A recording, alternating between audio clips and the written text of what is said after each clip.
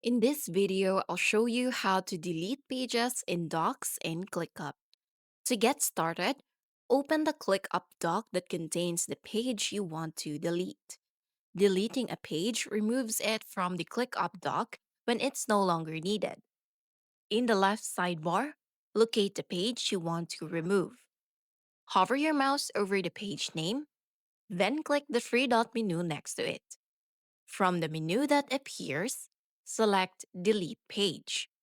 The page will immediately be removed from your document. Repeat the same steps if you need to delete additional pages.